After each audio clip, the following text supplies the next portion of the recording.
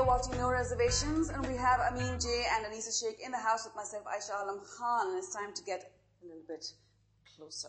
All right. This is a question for both of you. Anisa, let me start with you. Do you think sex appeal is important for TV and fashion?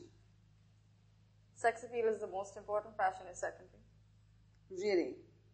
There has to be an element of sex appeal. You can pretty much wear a bag, I'd say, and it would fly. It doesn't really matter. It would fly. I mean, how would you respond to this?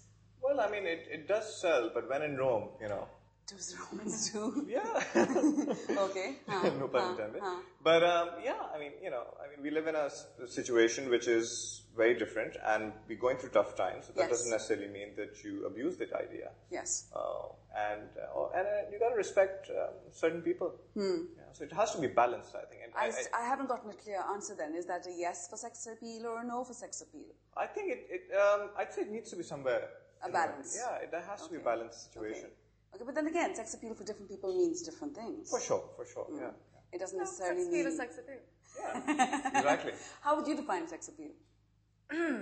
Je ne sais quoi, is that what they call it? Je ne sais quoi, Je ne sais quoi, yeah. It just doesn't have to be, like I said, fat, thin, small, big. If you're oozing it, if people want you, I pretty much think if you'd wear a suit or a bag, you'd fly. It doesn't really matter. Yeah. And you certainly people have plenty of it, so you're very blessed. People with sex appeal, I feel, set trends. Okay. And so that's why I feel fashion is secondary. Right. Because they can pretty much bring in a new look. Right. Simply because they have it in them, and people will follow it. Fair enough. Amean, do you think Anisa would be a good muse for you? No. No. only because she's sitting next to me right now. Okay. How do you choose a muse? Do you have a muse? Do you employ a muse? I mean, how do you go about it? No, I don't have a muse. What? No, I don't. You don't? No. Okay, so it's just random, whatever happens to come along. Okay. That's not true. No, really? That's not true. Actually, no, I'm kidding. I do know this about him, though. He gets fascinated by people, women, Not in that sense, I will say, but there's been times, I've been a friend of his, we know each other, there's been times where he's thought, we did a shoot way back, which was Helmut Newton inspired, was it? Yeah. And he caught my face and he said, this is going to work with you. It wasn't something that was work, it was no pay, it was just both of us wanting to go ahead with it and try it. And I'm assuming for the point, I was the muse, and it consistently changes with him. Like, he'll find another person and say, that works for you. Okay. Let's go on that direction, and that's quite good. Yeah, it really depends on what I'm trying to do. Then for me, I like to, it's almost like, I mean, I know Anisa says that she's not an actress, but if I have something in mind, an image that I want to create, I will go find the right person for it. Right. It's almost like a director hunting the right actor or the actress to fit in. So it's like getting the right location, or it's getting the right props, or the right look. So it's a little bit of everything. So I wouldn't say muse. Yeah. Okay. My dirt machine comes into play again. Now, apart from being very well read, you apparently have fantastic taste in music, but you have another quirk in your personality. Which is? It almost drives you crazy. For example, if I had a shelf behind me and there was a shoe on it that was kind of like not placed on the shelf the way it should be, if the shoe was meant to be on the shelf, it would drive you nuts and you'd have to get up and fix it. Almost like OCD. True? Yeah. Okay, tell us a little bit about that. How do you deal with that? Because, oh my gosh. I think again it comes from... Are the cups placed all right? No, they're not. I see some lipstick on Anisa's cup and it's bothering me a little. It's all right. I'll live with it. Wipe it clean quickly. Yes. Yeah, I'm sort of, the patience coming in. I guess it's just that because I am a photographer, and the first thing that you learn in a photography school is not how to use a camera, it's how to look at things. Right. I think I was just a very good student in that class, and it bothers me now because, I'm not kidding. I would wake up in the middle of the night and see something which is not right in my room, and I'd go fix it in the middle of the night. Serious? I would. And that bothers me now because I've kind of figured that there's something not right about it. You understand that is kind of kooky. It is. Okay, fine. Okay, good. As long as we're on the right track here. Yeah. All right. So does that mean what? That as a photographer, now whenever you look at things, you're always looking at things pictorially, as in every image just has to be perfect no matter where you turn and how you... Everything is a frame. Oh my gosh, that's an awful way to live. It is. And it's like, for example, I travel quite a bit, and I've tried a couple of times traveling without a camera. Because... it gets so hardcore, you have to keep doing it. Yeah, it's like, because you're constantly looking through a frame. Never travel with camera. And, but then, I don't know, but that's what I do. I think it's just, Wow. That's why I'm a photographer, maybe. Wow. Oh my goodness. All right, okay, fair enough. Anisa. Yes. man. As you said, tender age of 18, you started out. And the sudden boost in your pocket money changes things a lot. It suddenly makes you a lot more powerful. You have a lot more buying power. There's a certain freedom, maybe certain arrogance that comes in as well. How did you handle all of that? Because that's a lot to handle at that age. I'm not trying to come from higher up and see that, but like I said, this is not that I'm demeaning this profession for anybody else. It's not that I wanted to get into the business to be famous. And the pocket money was great, but I've supported myself since that age. I've put myself through school.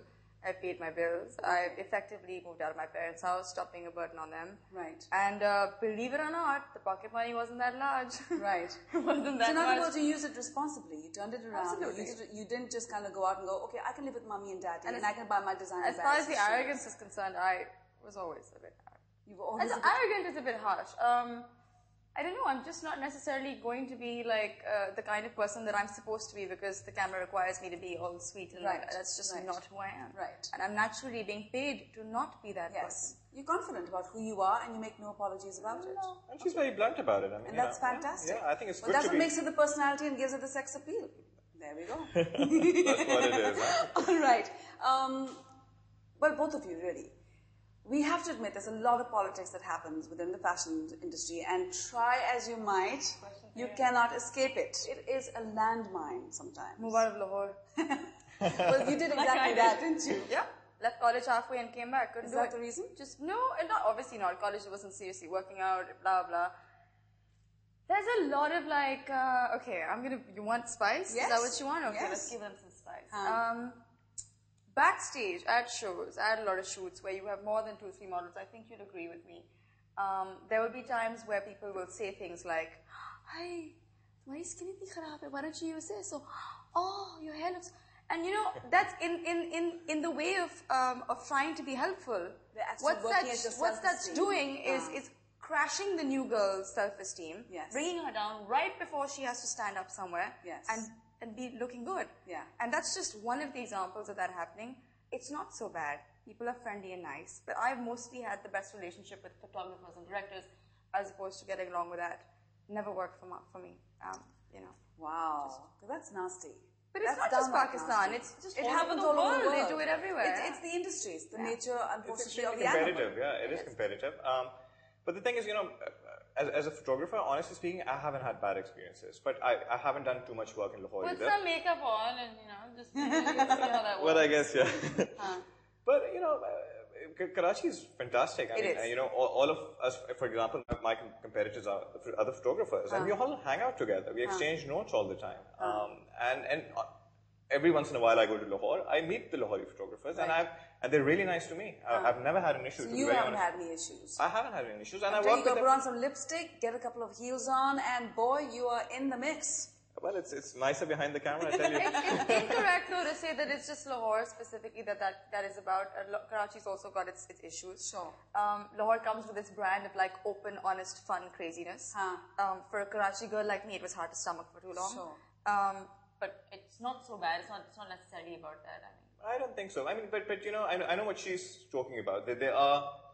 There's certain teams. There's certain There are. If you're working here, then it's, you know, no, we're not going to hire. If you're working with that photographer, there's going to be a problem. But then they're making their money, and it is a business. Yes. So fair enough. Yeah. All right. Next up, we have the AA round. Basically, what this is, I'm going to throw something at you, and you have to come back with the first thing that comes into your mind. Hopefully, to get them into a little bit of trouble, a little bit more spice. That's going to be coming up next, right here on No Reservations. Stay with us.